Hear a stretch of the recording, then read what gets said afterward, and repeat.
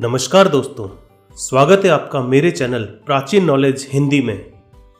एक व्यक्ति जो किसी के साथ बुरा नहीं करता, जानबूझकर किसी को दुख नहीं पहुंचाता, जरूरत पड़ने पर लोगों की मदद करता है, अपनी सामर्थ्य के अनुसार गरीबों को दान देता है, पूरी श्रद्धा से पूजा पाठ इत्यादि भी करता है। लेकिन जब ऐसे व्यक्ति के साथ कोई अनहोनी, बड़ी दुर्घटना, अन्याय या कुछ गलत होता है तो लोगों के मन में सिर्फ एक ही प्रश्न उठता है कि अच्छे लोगों के साथ ही बुरा क्यों होता है।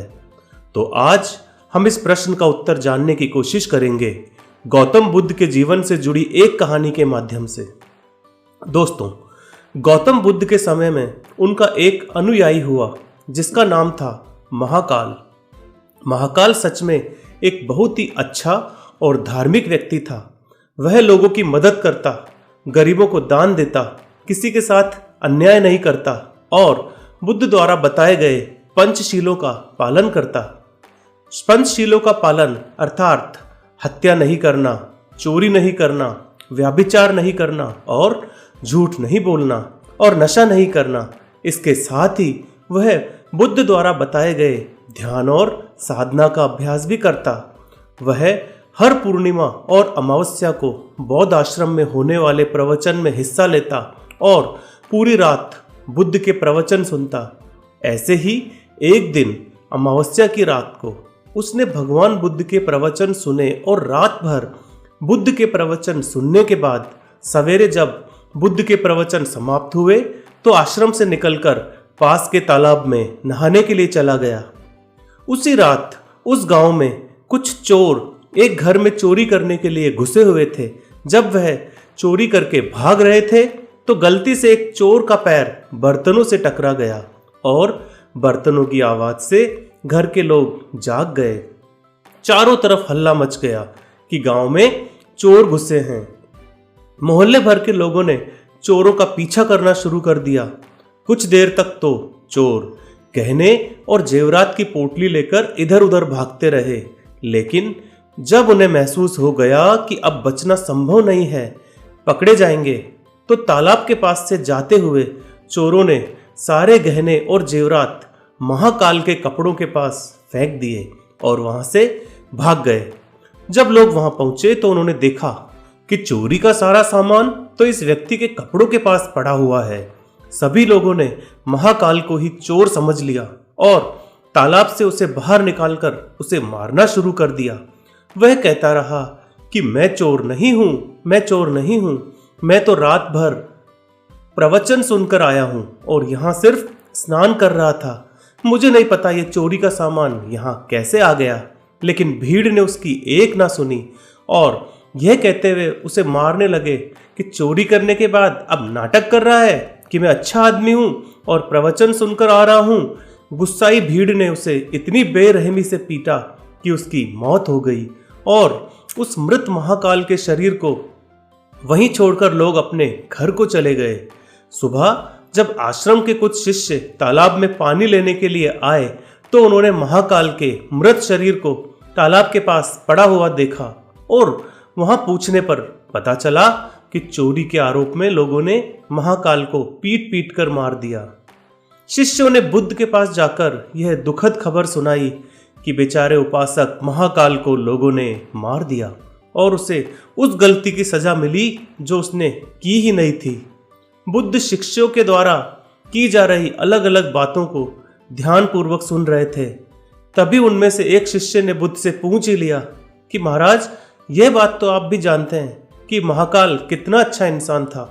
उसने कभी किसी के साथ कुछ गलत नहीं किया, फिर उसके साथ इतना गलत क्यों हुआ?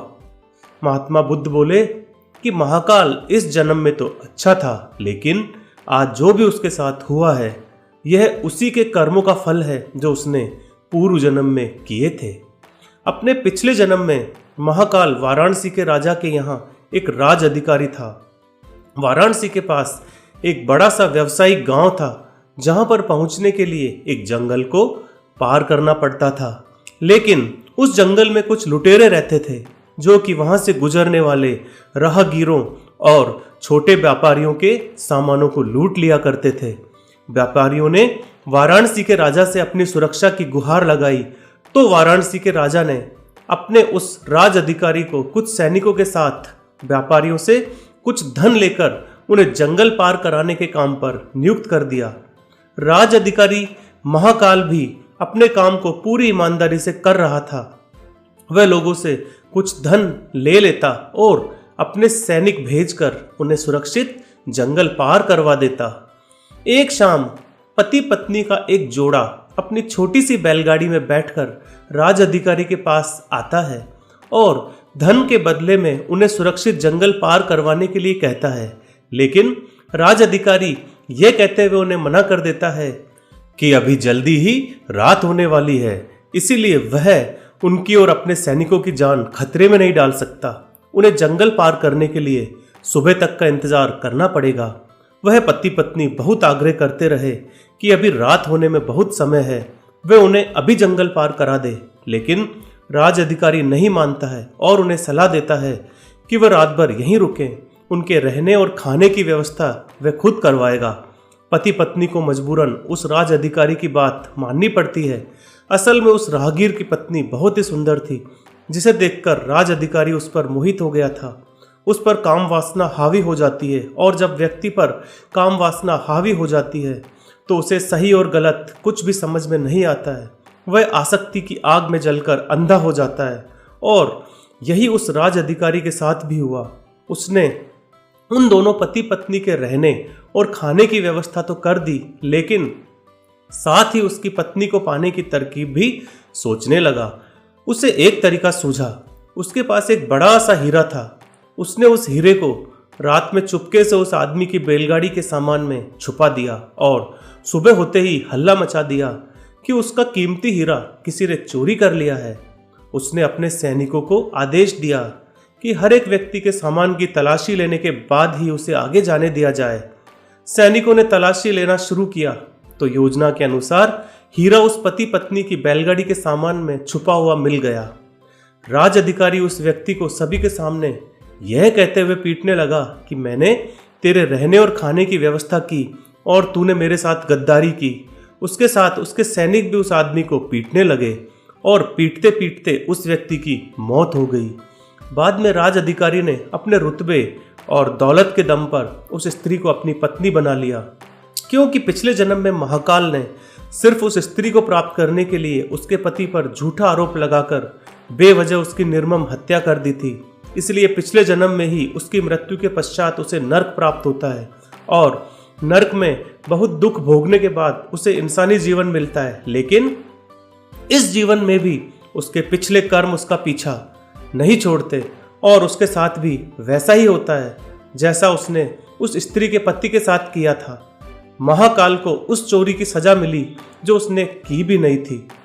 उसने इस जन्म में तो अच्छे कर्म किए थे, लेकिन उसके पिछले जन्म के बुरे कर्मों की वजह से आज उसकी यह दुर्गति हुई है। बुद्ध ने आगे कहा, तो भिक्षुओं, अगर इस जन्म में किसी अच्छे व्यक्ति के साथ अगर बुरा होता है तो यह उसके पुराने जन्मों के पाप ही होते हैं, जिनका फल उसे इस जन्म में भुगतना पड़ रहा है। इसीलिए आज मैं तुमसे कहता हूँ कि अपने आज के कर्मों को सुधारो ताकि तुम्हारे आने वाले जन्म भी सुधर जाएं। तो दोस्तों, कैसा लगा आपको आज का मेरा ये वीडियो? कमेंट्स करके मुझे ज़रूर बताएं। अगर वीडियो पसंद आया हो तो इसे लाइक, शेयर और मेरे चैनल को सब्सक्राइब करना ना भूलें। ऐसे ही किसी अगले ज्ञानवर्धक वीडियो के साथ तब तक जुड़े रहिए हमारे चैनल प्राचीन नॉलेज हिंदी के साथ। आप सभी का कल्याण हो।